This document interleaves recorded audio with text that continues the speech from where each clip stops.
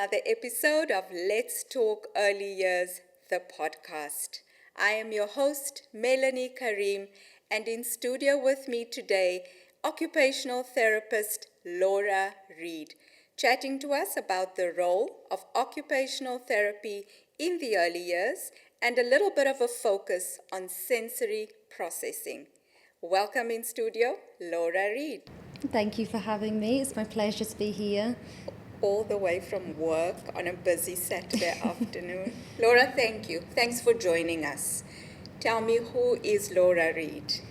Yeah, so I'm Laura. I'm the lead occupational therapist at Genesis in Dubai Science Park, but I've been in Dubai for 7 years now. Always worked in paediatrics. I love everything child development, paediatric therapy, and I actually got into occupational therapy because my best friend's mum was a mental health nurse, and she just said one day to me and my best friend, you know, you won't like nursing, go into occupational therapy. And you took her word for it? Yep, didn't know what it was. Me, my best friend and my twin sister all went to go study occupational therapy, and yeah, I've loved it literally since that minute. And the rest is history. Yep. Yeah? Laura, what is occupational therapy? Yeah, so it's actually quite a hard thing to explain because we work with so many different people. So it's actually not just in paediatrics with children. We work with adults with mental health difficulties, elderly patients, newborn babies. But for children, as that's why we're here now with the early years focus, I like to kind of explain it as we are helping kids do the things that they need and want to do. So things that they need to do is eat a varied diet, brush their teeth, go to the toilet, be able to sit and focus in school. And then the things that they want to do is, like playing, running, jumping, climbing, anything with their friends, the things that add their quality of life. But there are so many different reasons why children can find these things difficult, and it's our job to find out what that is and hopefully help them or signpost them to somebody who can. Right. So I think the common perception perhaps out there is that you're dealing predominantly with disability. Is that correct? Yeah, and I think it's a bit of a shame really, because actually we will help anybody.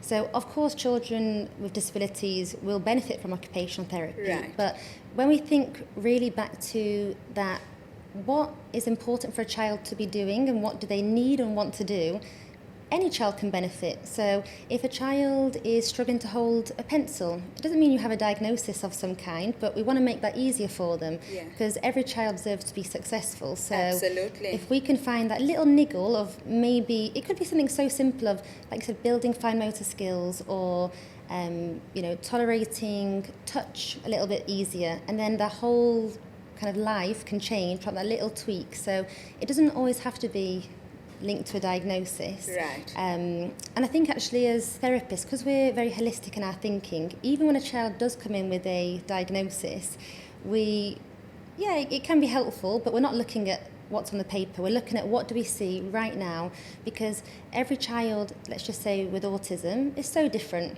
So, okay, you have a diagnosis, so what? We're looking at the child and how is their life impacted functionally. I love that. So I'm hearing you say that it's not so much about disability as what it is about ability, and how you can enhance children's abilities to live a better quality of life. Yep, 100%. I love that. Laura, how frequently are you seeing clients here in Dubai, children under 5?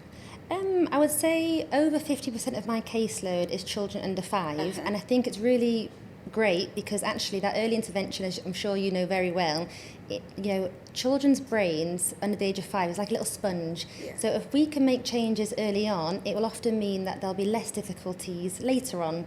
I would say probably 75% of the kids that I see is children under 5. And these are referrals through specialists or just pediatricians, or do they come directly to you?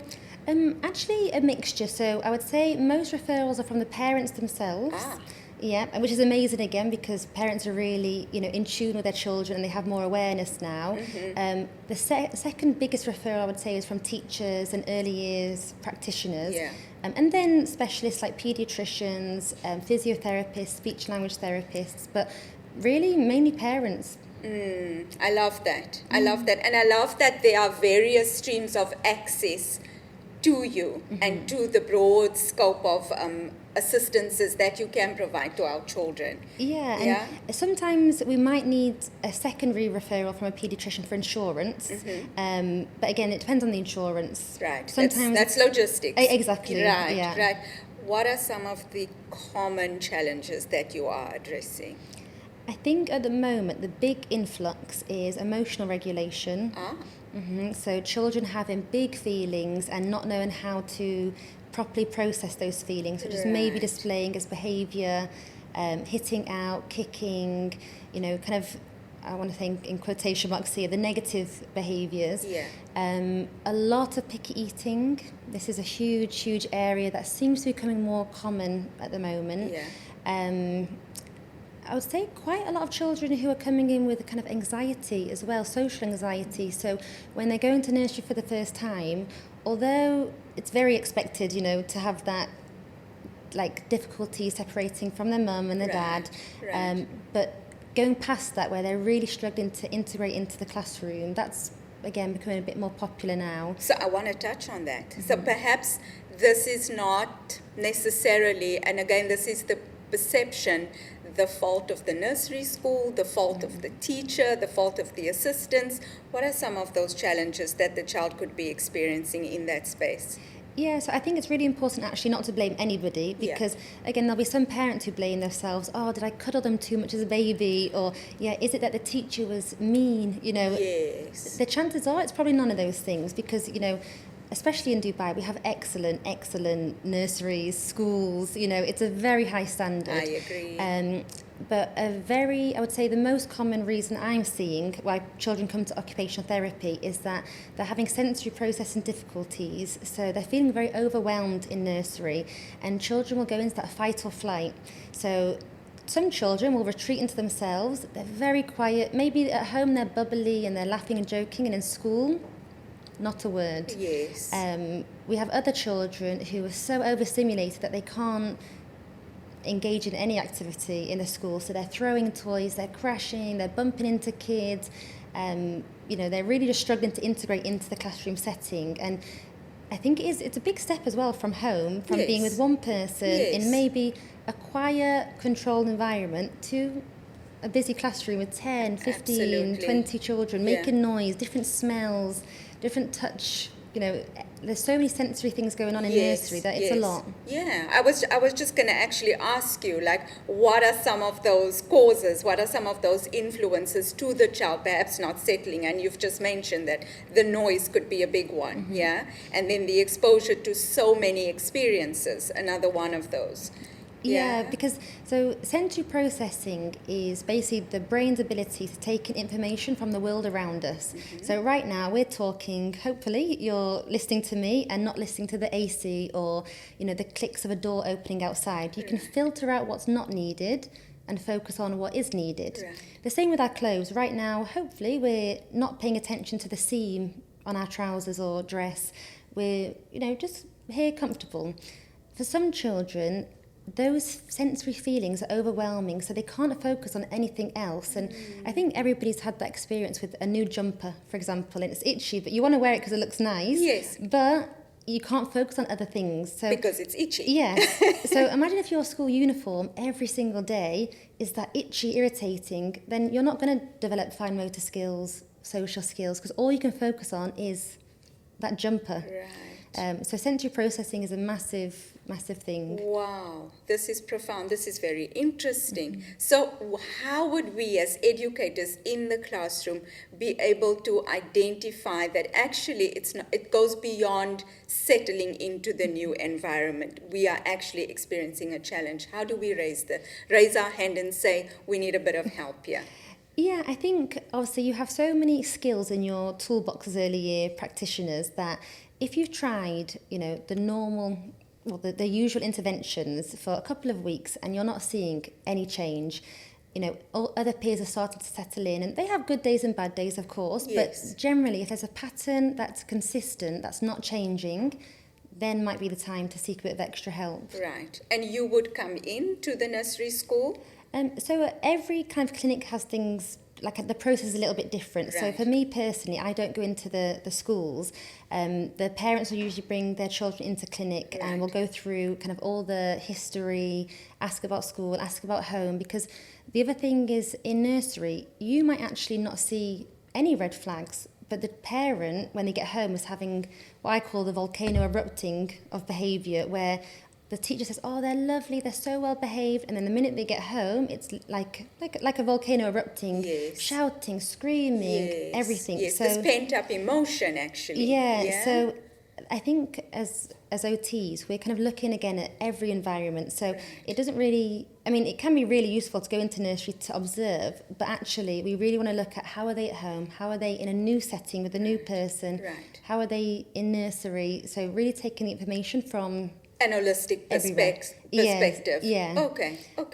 But we have different assessments. So we have, for example, the sensory profile that we would give a copy to the teacher to fill out, a copy to the parents to fill out, and then we would also have our observations in clinic. So again, just trying to get as much information from everybody that we can. What does this sensory profile look like, Laura? It's basically a lot of questions, Yeah. and it goes through each of the senses. So like the smell, the touch, the body awareness, the conduct, auditory processing, like every element of sensory processing. It has maybe I think 7 or 8 questions, just again to build the patterns, because with anything we need consistent patterns to actually be like, oh, that is a difficulty versus that is a child having a more difficult day. Yeah, there's a separator. Yeah. Right. Okay, so what are some of those questions, Laura? Do you mind sharing, or are they very clinical? No, I mean, they're clinical, but just for example, one might be covers their ears when there's a loud sound, or can't focus if the TV is on in the background, doesn't like getting their nails cut or their hair cut, gets very excited with movement, or cries when like their feet are off the floor on a swing. So there's lots of different questions that really goes really into depth into all areas of sensory processing. Right. And then you would address based on how those questions have been answered, Yes. I'm assuming. Yes, yeah. Okay. And then you spoke about picky eating. How does that connect? Oh, this is a whole, separate. What's the phrase, like kettle of fish, or whatever the saying is. So picky eating, eating in general is the most sensory thing that we can do, because obviously you have the smell, the taste, the texture. You have to have good body awareness to maintain your posture while sitting and not be leaning off the table or slouching in the chair. You have to be able to process at once so many different sensory elements that generally some children who have sensory difficulties will find it hard. So at the moment, like I said, I'm seeing so many kids come in with picky eating, and I'm not sure if it's because we have more packaged foods now, because when you think of a packet food, it's the same every single time. So a pouch has to go through so many testing rounds in the factory to get onto our shelves. There's no element of change. Whereas that raspberry, yogurt pouch, if you had an actual raspberry, one day it could be sweet, sour, more ripe, less ripe, so it changes. Right. So some children can't tolerate the change in real food. I don't say real food, but they can't tolerate the changes in foods, and they then get stuck on only eating packet So foods. like the unpredictability Yes. of what they will experience, is that what you're saying? Yes, exactly. Wow. Or like even, for example, a chicken nugget. Some children will have one brand of chicken nugget because, again, it's very safe. Whereas if you make a homemade chicken nugget, that it's going to be very similar. It's like putting a cockroach on their table. They're like traumatized by it. Yes, because again, they can't cope with the fact that I can't predict what this would taste like. Is that it? Yeah. Okay. And a lot of people think that children are picky eaters because of the taste of food. Yes. Generally, that's not the case that I see. It's actually the look of the food and the texture of the food that is the biggest pattern in picky eating. So we're seeing a lot of kids who they have a preference for soft foods. So they're not using their oral motor skills to chew foods compared to, like maybe a generation ago where we would have more meat, chewy foods that aren't processed. So yeah, it's a complex thing, and it really impacts in school as well, because if a child's hungry, they're not going to focus the same. Right. If they're scared, or what are they going to put on my plate for dinner, for lunchtime today, they're going to be anxious and kind of have that pent-up energy in the run-up to meal times as well, which again can affect behaviour, social skills. Very profound. Quite interesting. See, from the educator perspective, what we're experiencing in the classroom is just this child that doesn't want what's being presented in his lunchbox. And so perhaps we would say to the parent, Mom, he didn't like this. Could you replace it with something else tomorrow? He didn't like his raspberries, as you mentioned. Could we try some apples tomorrow? But I don't think that all of us completely understand the science behind it, or the logic behind why we're actually asking for the replacement, right? Yes, yeah, exactly. And I think, of course, for parents, it's so frustrating if you've made a meal and it goes to waste. Like, there can't be anything more frustrating than that. Yes. But I kind of use the example of the cockroach. Like, can you imagine if one day you open your lunchbox and there's a cockroach there as a surprise? It's going to put you off opening your lunchbox the next day because you're already in fear. Yes. So I think that really impacts regulation as well. When children if they don't have a routine, or they don't have that felt safety of predictability, it can really impact them in so many areas. How can we help them?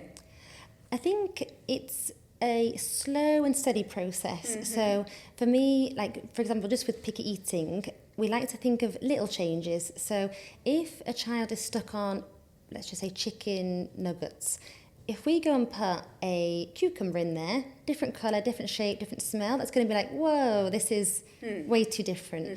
Whereas if we maybe put like a chicken tender, so just a long chicken nugget, that's going to be less scary. Right. And then a chicken tender could go into maybe an unbreaded chicken strip. And we just make little changes slowly to help them feel comfortable, regulated, and accept the challenge more. But not just with picky eating as well, with anything. If a child is very oversensitive, very, very, very reactive, if we force them to do something, the chances are they're going to withdraw or they're going to fight.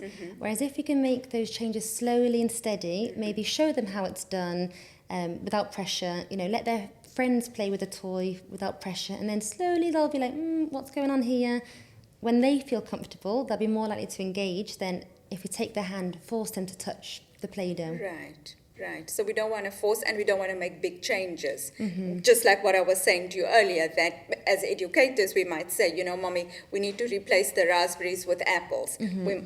You're saying we might not want to do that. We might want to move from the actual raspberry to something that looks similar, that could be closely related, and then progress from that place. Yes. So I'm assuming this is for children and young adults as well, because you've had in the media phenomenal success with preteens with picky eating as well. Yeah, I mean, it's the same principle in early years, but I think in early years, everything's play-based. You can make anything into a game. Yes. And if it's fun, children will learn faster. With older children or pre-teens, we have to think more logically. So, like, we use more of a scientific approach, like, what if we did this? What if we did that? Right. What do you think if we change this bit? So they're much more involved, whereas, like I said, with children, we just make it very fun, very playful, and...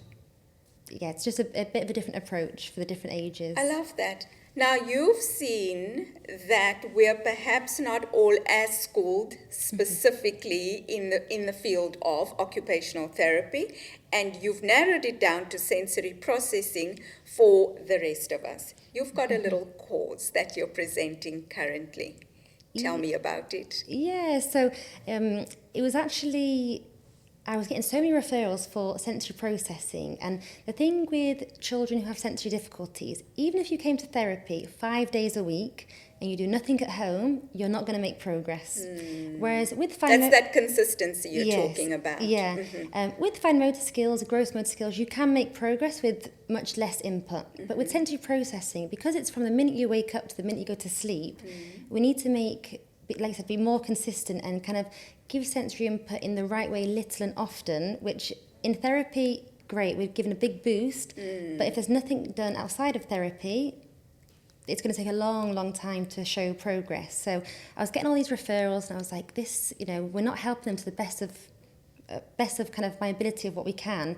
So I made this 3.5 hour course, or is it maybe 3 hours actually, that really delves into the theory behind sensory processing, but in a very basic way. I've had nannies, caregivers, parents, teachers, therapists all attend, and they've all found it, like they could understand it. Right. Then going into a kind of observation assessment tool, because again, if you have to bring your child to OT every single time something new pops up, it's going to be a reoccurring thing throughout their life. Whereas if we can enable parents, teachers to actually identify the patterns and kind of understand, that could be sensory, what can I do?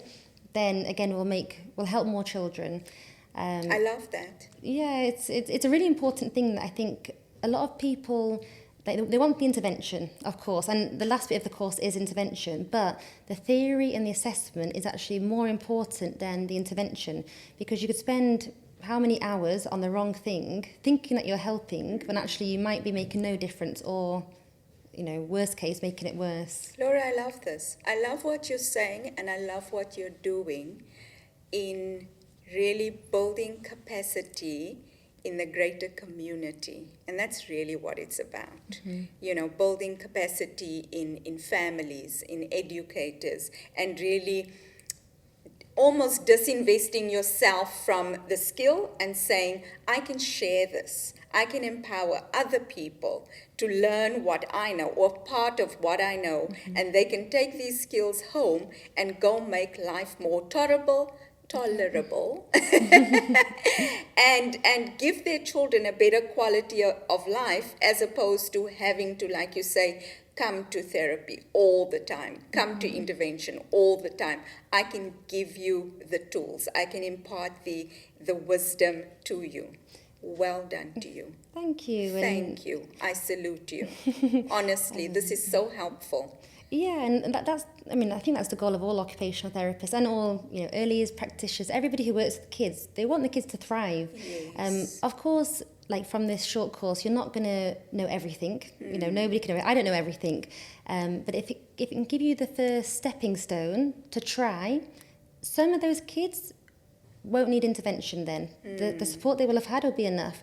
The kids who still need intervention will then, as therapists, will have space to actually see those kids who really need it versus the kids who just needed a little bit of something. Yeah.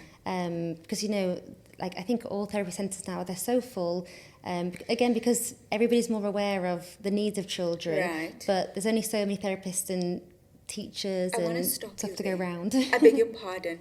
You're saying you guys are booked full not so much because the need is greater, as opposed to because we're more aware that these needs actually exist? I think so. Because, 10 years ago, 20 years ago, there was always going to be children in class who maybe had more energy and were getting told off more. But now we're aware, actually, that could be sensory processing. Yes. So I think the understanding of it has definitely changed, and the labels around have changed, of kids. Like, I remember in school, I was always getting told off for chatting too much, fidgeting.